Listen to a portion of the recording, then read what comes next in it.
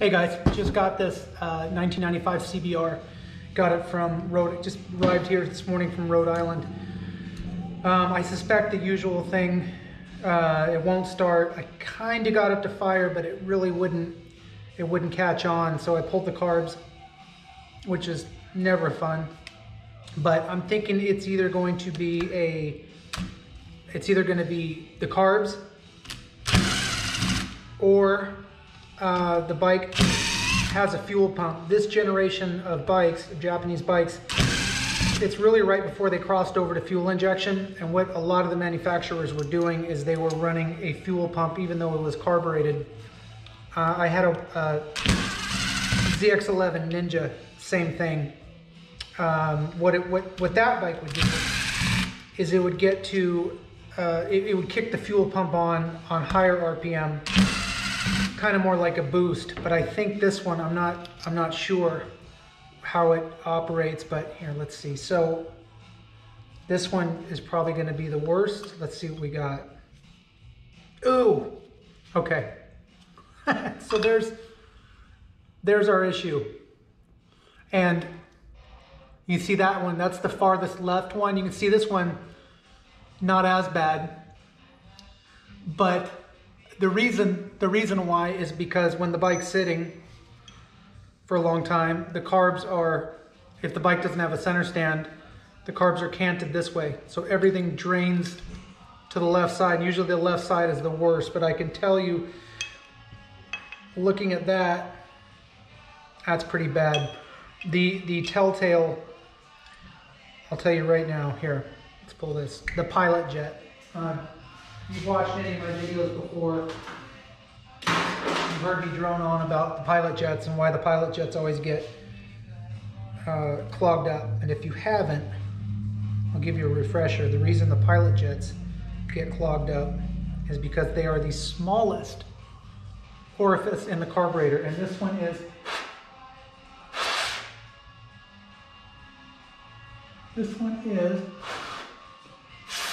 that's my compressed air setup you hear. This one is completely clogged. So that is more than likely our problem. I'll dunk the entire thing in my greatest thing I got recently was a big 5-gallon of carb cleaner. The nice thing about the 5-gallon is that you can just dunk the entire carburetor rack, the whole thing in it. So I'll strip these down. So here, we'll go through it. The key is when you're doing this, try and keep all your parts separate because there's a lot of little parts in a carburetor. You don't want it, oh, look at that, holy cow, what am I gonna do about that? This pilot jet right here is broken. I don't know if you can see that. How the hell did that happen? What in the world? And see it right there?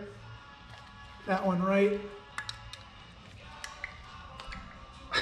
I've never seen a broken pilot jet in my life. That could be a problem. No, it'll be okay. I've got needle nose vice grips for that one. Hold on.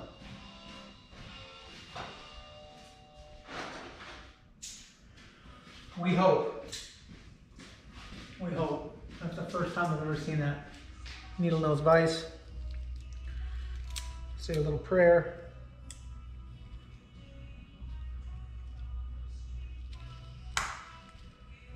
Yeah, we're good.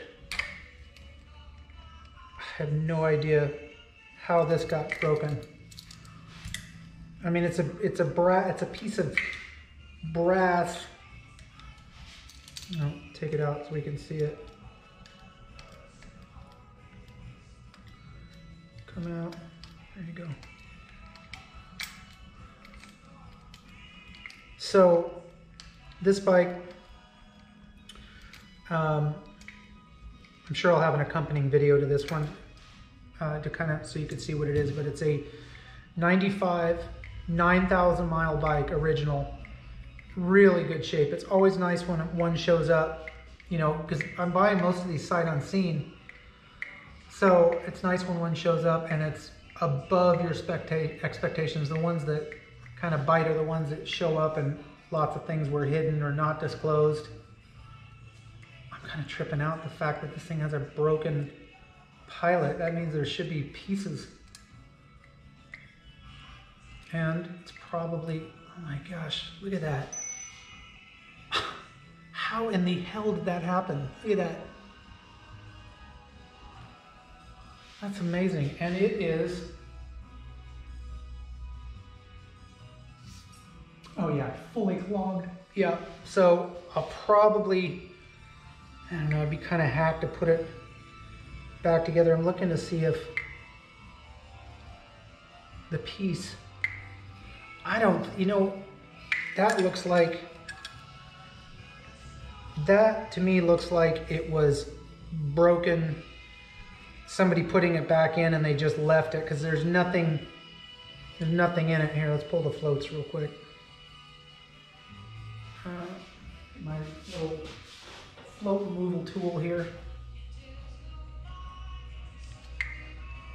Always keep your parts, if you're doing this, just always keep them in groups or somewhat organized. So that's your needle jet. So that the way the float works is fuel comes into the float bowl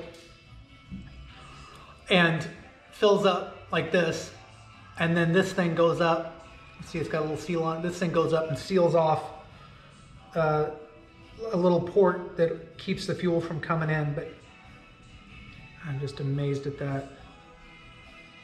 I don't even know what size these are. They put the numbers so small. 40s.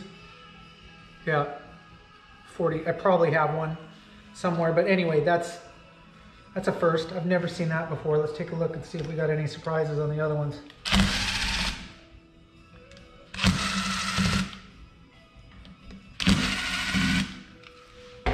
Yeah, there's no pieces in there. So that was somebody broke it and then put it back together. They'll never know. This one's actually relatively clean. All this stuff's gonna get the chemical bath dunk. So when you're doing that, I guess, this is the first bike I've worked on that has had so many hoses going to the carbs. I mean, there was literally probably 15 different hose connections for these. Every bike's a little bit different. And I kind of stay around this genre and older, so I've yet to work on a fuel injected bike. Nice thing from what I hear about fuel injected bikes is you don't really have issues like this. I could be wrong. Yeah, see that brown stuff in there? That's varnish down there. And then all around here. But fuel injected bikes, from what I hear, the only problems are sensors. They have sensors. They've got a throttle position sensor, an O2 sensor, things like that. This is really bad. I'm leery to put these in with the rubbers.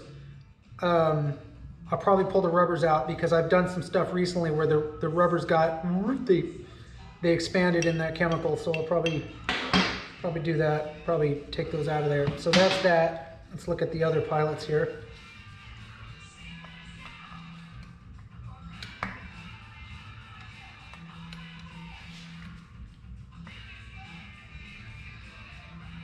Come on. Oh gosh, that one's really in there. Now I think I might understand why these were broken. That one felt seized. Rule of thumb, if you feel something's like locking up, or these are all completely solid. I don't even know if I'll be able to save these. This one felt bad. I'm gonna change screwdrivers. Hold on 1 second. Look at this one. That's not a knife. This is a knife. That's from Crocodile Dundee. All right. Eesh.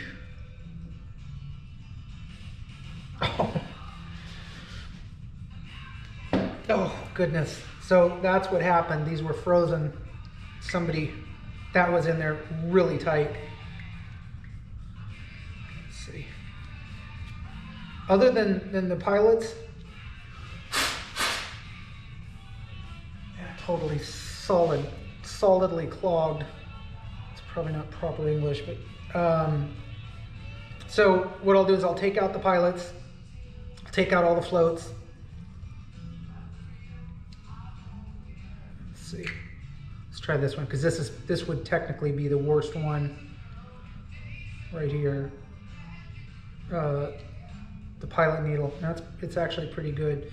So anyway, I'll take all this stuff out, take the hoses out. I'm gonna pop the tops on them. Here, let's take a look. Usually there's nothing up there that's gone away. The only thing is you gotta be really careful with the diaphragms, because they are really a weird, kind of like a vinyl plastic, real thin.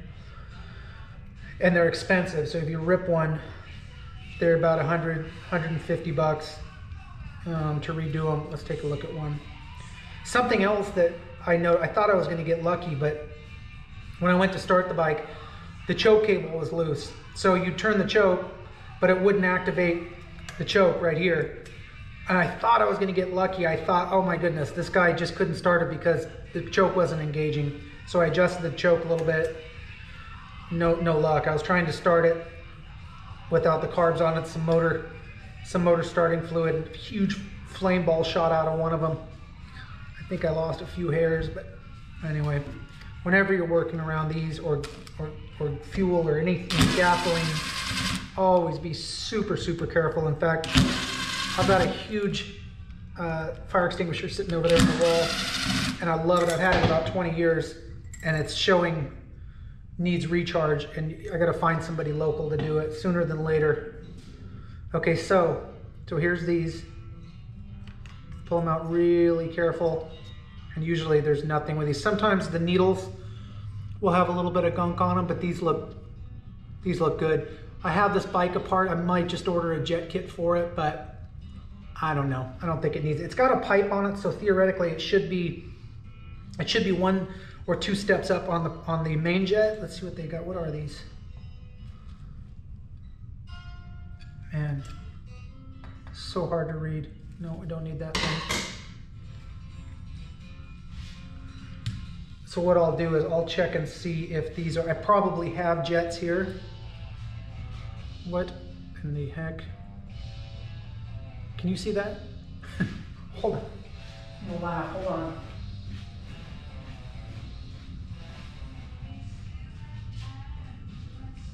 My Sherlock Holmes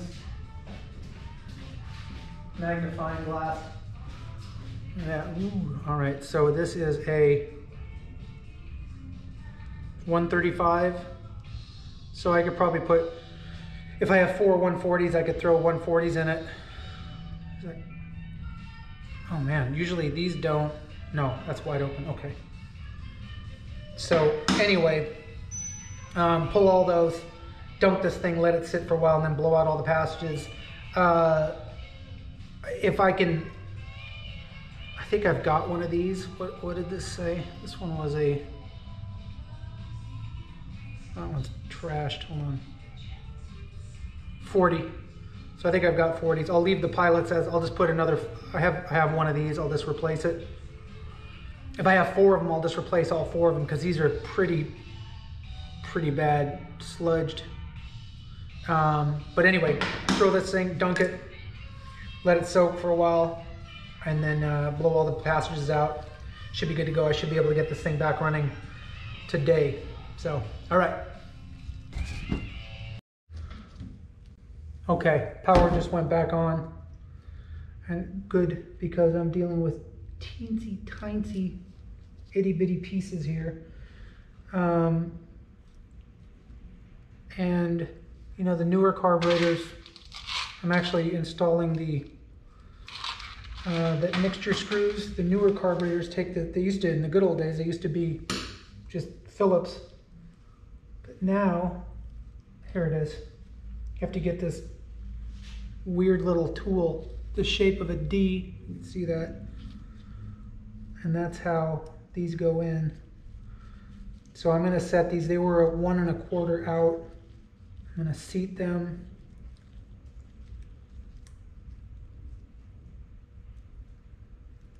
Gotta be real careful, and then go out it, turn in the half.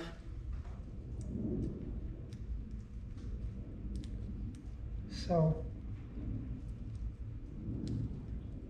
1/2, 1, and 1/2. All right, and they're super small. I've got, so basically what happens is I've got to drop this little tiny black washer in, and it goes one direction. So what I do is I just, like that direction I know it needs to go, just let it drop down. Very delicate. Don't want to screw that up just because I'm sure they're available, but I just don't feel like waiting for one to get here. Mixture screws look good.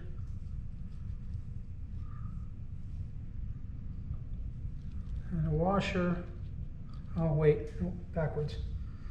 Spring, and then the washer.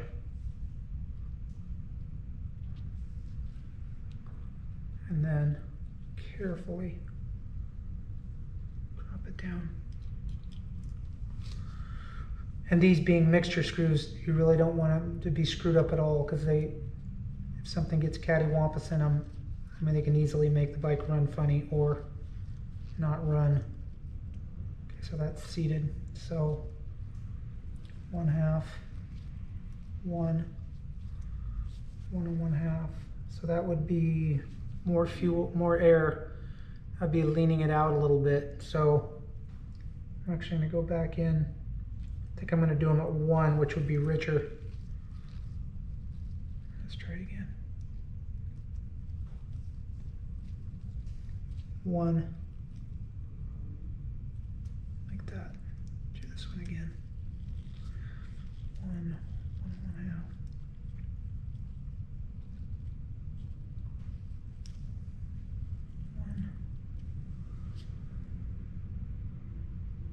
Yeah, assuming they're air screws. You know, these might be fuel screws. You know what? I'm gonna go 1 1/2.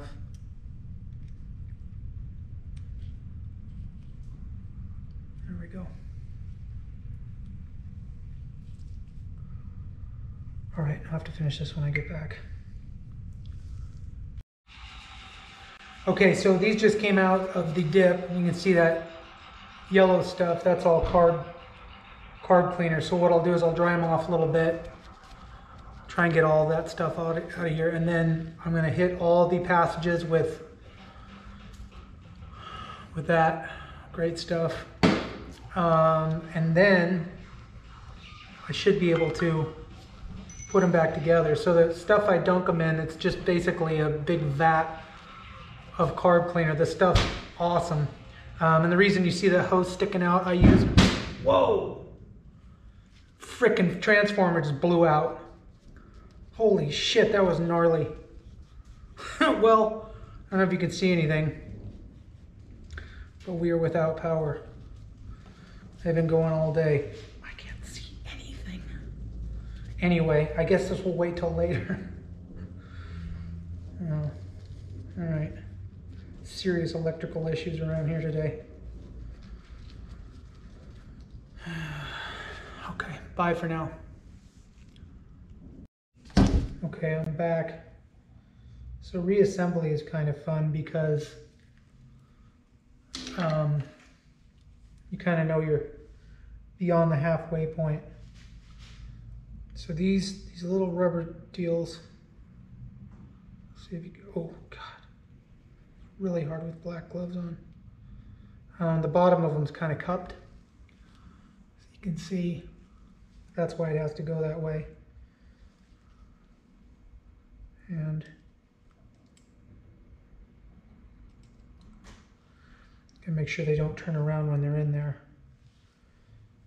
And then spring, washer.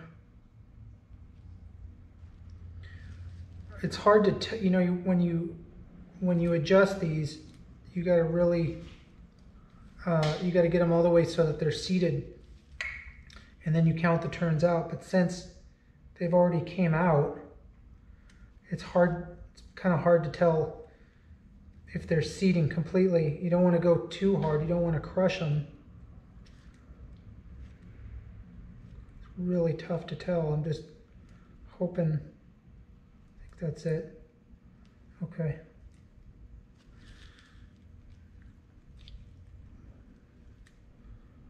One. See, so one would be, it was 1 1/4. One would be richer. God, I don't know. One would be, let's see, yeah, it would be a little bit richer. So that's probably okay. 1/2, 1, 1 1/2. Okay, so I'm gonna say 1 1/2. They were 1 1/4. Actually, I'm gonna do 1 because that would be richer. 1/2, 1, 1 right there.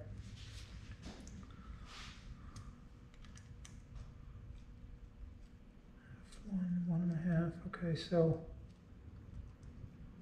yeah, let's go 1. Check this one again. 1. Okay. The thing that sucks about it is if you're wrong, it's you find out after you've put the carbs back on the bike, which on this bike was pretty extensive. I was surprised at how many hoses and things. They weren't a walk in the park to get off.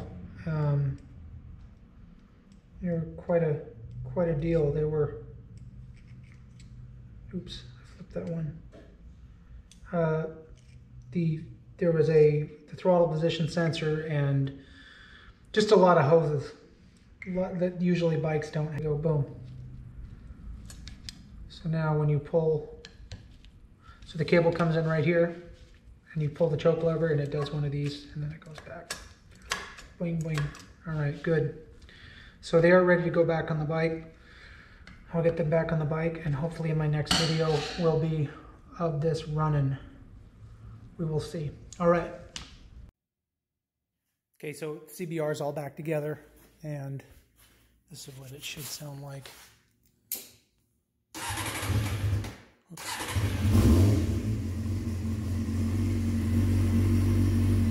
It's cold. It just started.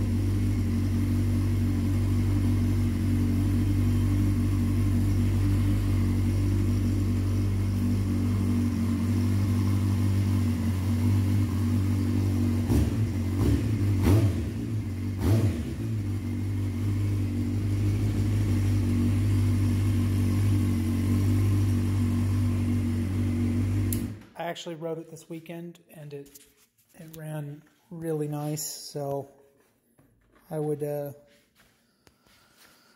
say that was a win in my victory against the carburetors. So, all right. Okay, so CBR is all back together and this is what it should sound like. Oops.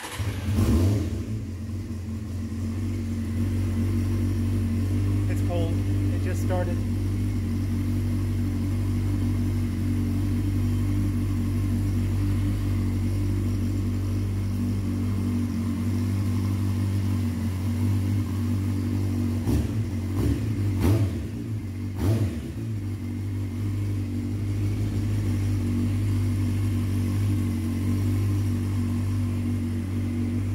I actually rode it this weekend and it ran really nice, so I would yeah, I lost battery there. Anyway, I'm plugged in now. So okay, these are all set at 1. Go ahead and put these back on. I cleaned them very well. And what I didn't dunk these because I was really worried about the gaskets. I was thinking, you know, I could take the gaskets out of them, but then you end up stripping the gasket. You're kind of stretching the gasket. You're not sure if they're going to go back in. So I just cleaned these real good with carb cleaner. That way I didn't have to pull the gasket, and hopefully they will hold fuel. We will see. Okay.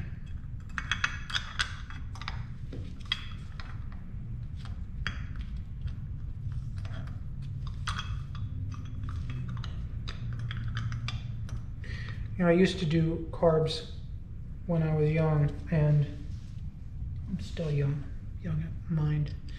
I would do it, what I'm doing right now, when I was taking them out, I would do it with a screwdriver. I couldn't understand why they were always getting stripped. You know, I always blamed the bolt. Like, oh, they used, you know, soft threads. And really, and I don't even know if they had one of these back then, but really this is the key, using the impact. Because when you're taking them off, they actually snap. You can hear them or feel them snap because they use a thread locker. And what's great about an impact is it hits them really hard, so there's really almost no time for it to strip out. But when you're using a screwdriver, that's a whole different story. And I used to strip these all the time. Now, mind you, I'm working on newer bike. This bike's a newer bike than what I was working on back then. So, maybe they improved their bolts a little bit, use better materials. That's a possibility. But if you're doing something like this, you gotta be real careful when you're tightening them. If you're using this, it is an impact. So I'm just barely tapping these. I probably should be doing them, I really should be doing them with the screwdriver. I think I'll do that in a while. I just don't want to snap one. Crap, she had one nearby.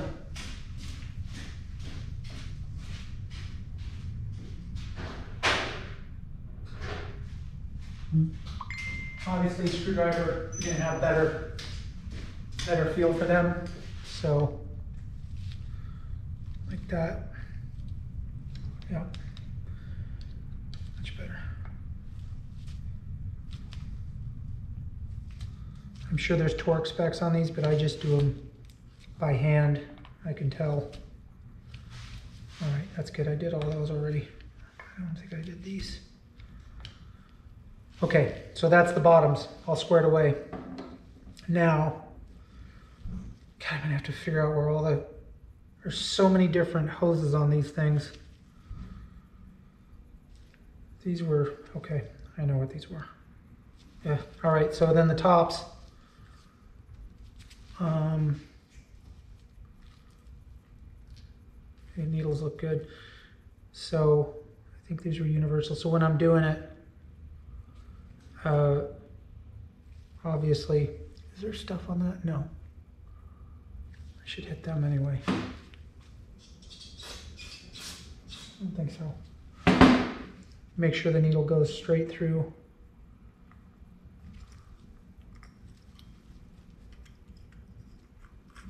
There we go. Very important that these get seated correctly. Blowing up.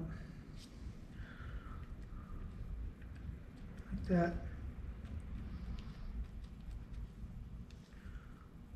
And sometimes they'll want to be kind of distort a little bit, just being out of the bike, just because they're used to being in fuel vapors. So when they sit out in air, they can get kind of weird. Shrink. Do weird stuff. I always forget to put the springs back in and have to take them apart, so I'm just choosing not to do that now.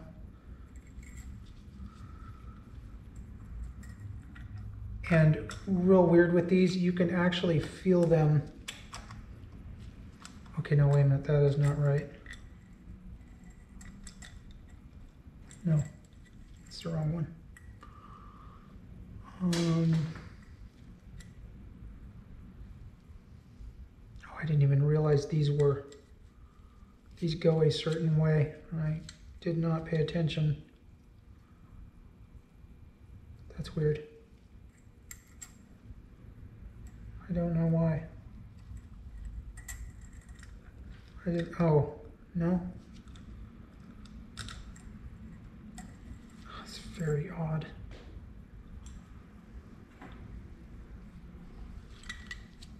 I wasn't paying attention like I should have been. These are always usually one way or the other.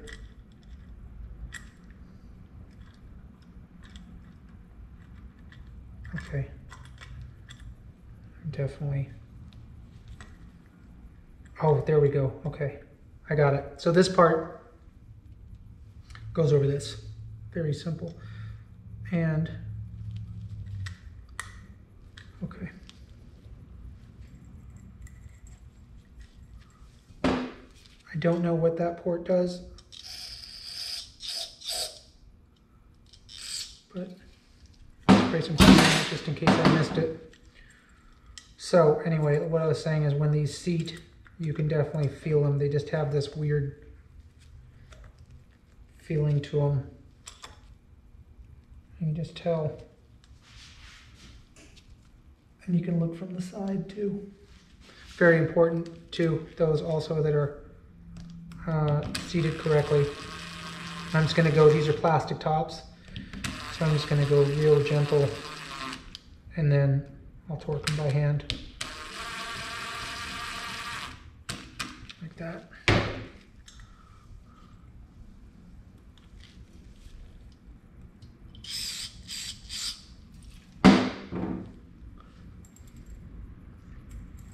Okay. What am I doing? Wake up, dude.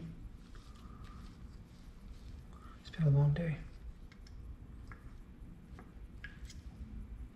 Okay, now see that one has stuff on it, so clean that one down. Thing with carburetors and brakes, all the experts say they should be just about surgically clean. Actually, brakes more than carburetors, but carburetors are pretty close in the level of as far as clean they should be. Okay, that one definitely does not fit. So these definitely go on a way. There we go. That would have been something very easy to overlook. And again, you know, I'm so used to doing these, and these kind of look like a lot of the ones that I've been doing.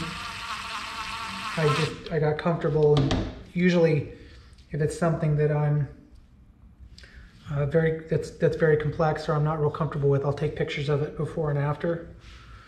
Like with this bike, the hosing that I was talking about, I should have taken a picture. I mean, I can figure it out how it goes back together, but it would have been a good idea to take a picture of how everything was before I pulled it apart. Let's see. Okay.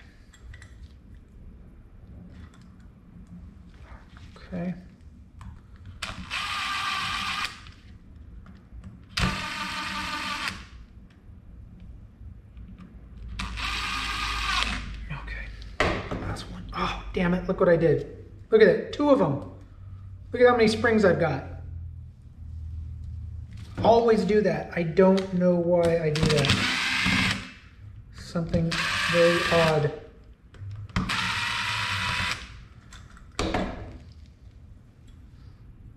I don't know what that would do to the bike. I don't know what it would do. I don't know if it would even run. So you gotta be real careful that these go down the right way. They want to bend. Usually the springs are a little bit more robust than these. These are kind of winky. I've never seen ones this small. So they kind of want to bowl over when you're pushing down on the cap.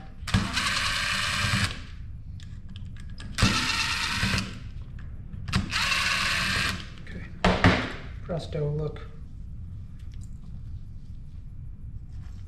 Come on, man. Get it together. You look like a rookie right now.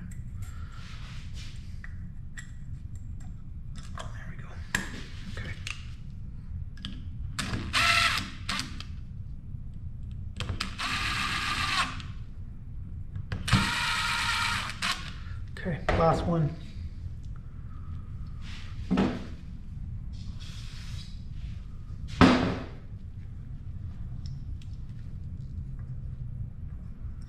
Always inspect these if you take these apart. Always look at them real good because they can have cracks that you can't see that are not visible, and you'll spend so much time trying to figure out what the problem is and you don't realize it's that because it's one of those things that's it's so hard to see.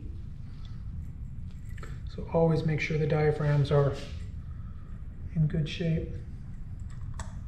And really no way to test those other than visually. You just got to look them over real good. All right. Actually, I think a real good way to tell if you've done it correctly is look around and see if there's any extra parts. And there isn't. I got to go back and torque those. This is for the, I know where this goes. It's right here.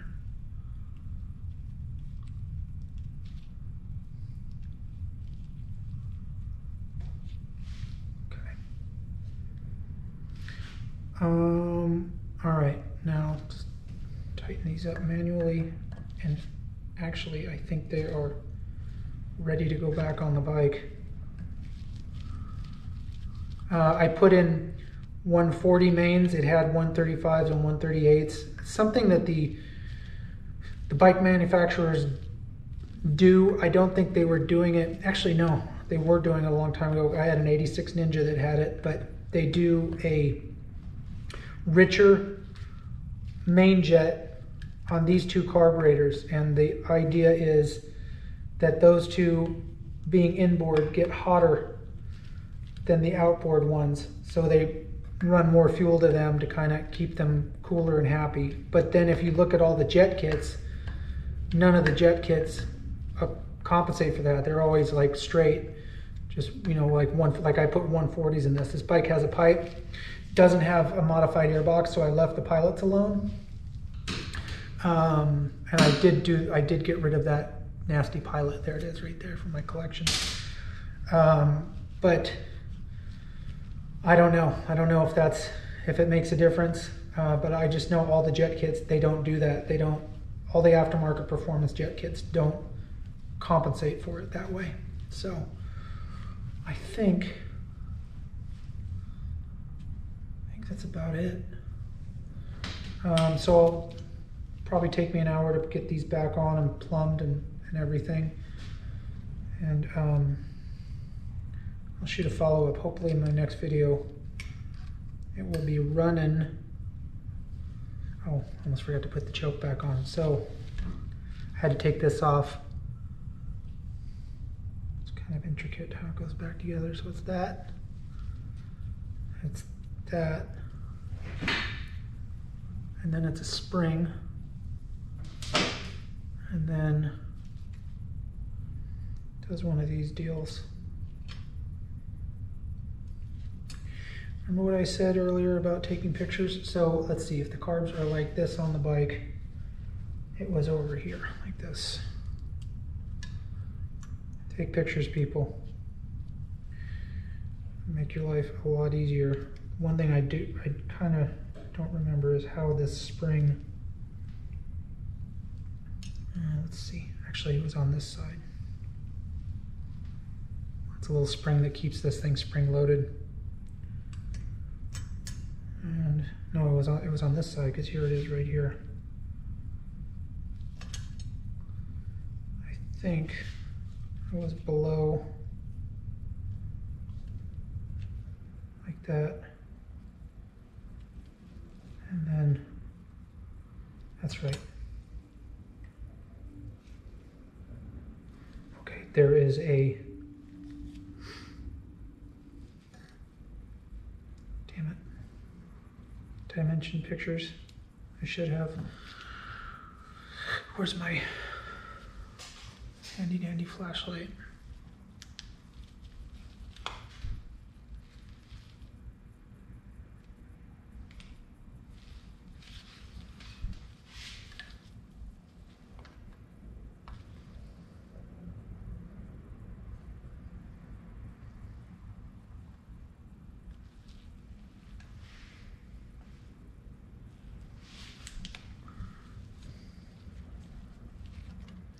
I know it needs that other part, but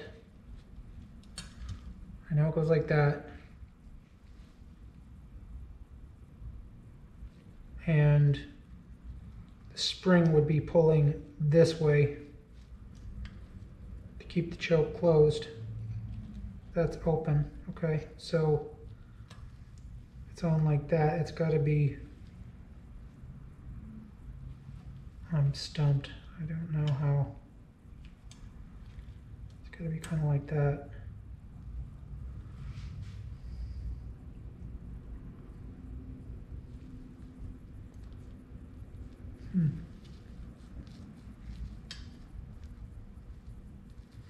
I don't entirely know, but it is an important piece.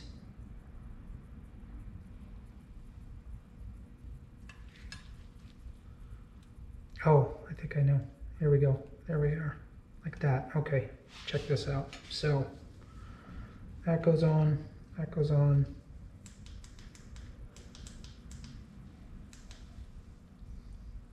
It's gonna be kind of tricky, but I live from almost like this. Let's see. Yeah, there we go. So this winds up. Oh, it's kind of, I gotta kind of do all this stuff in one shot. Watch this. These have to go on here. Like that. And then this drops down. Let go of my glove. There we go. Got it. So it goes like that. See how the spring works? Boom. I can't tell you how many times I've done things like that. And then I let go to put some bolts in it and the whole thing falls apart again. And these go on here. Just gonna go by hand on these. I gotta read up and see how to shorten the, I imagine the clutch cable's got adjustment. I mean the choke cable, but I can't find it anywhere on there. So, there we go, boom. So now when you pull, so the cable comes in right here, and you pull the choke lever and it does one of these, and then it goes back. Boing, boing. All right, good. So they are ready to go back on the bike. I'll get them back on the bike, and hopefully in my next video will be of this running. We will see. All right.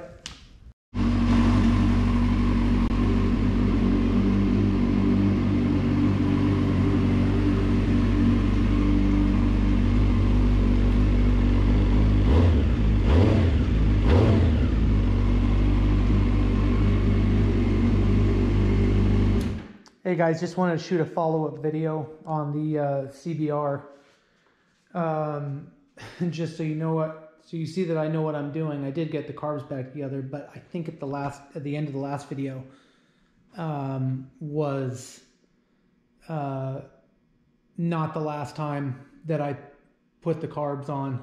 I actually had to end up taking them on and off quite a few times just because there were passages that had build up that I missed the first and second times around. So I think I put them on and removed them and put them back. I think it was like 3 times. But anyway, it runs like a champ now. I had it pretty close, but I could feel that one of the cylinders wasn't firing, and there was one last passage on one of the pilots that was clogged up. But I fixed that, and it runs great now. So I'm just charging the battery up, and I'll put it all back together, and it should be good to go. All right, so just charging the battery up, and I'll put it all back together, and it should be good to go. All right.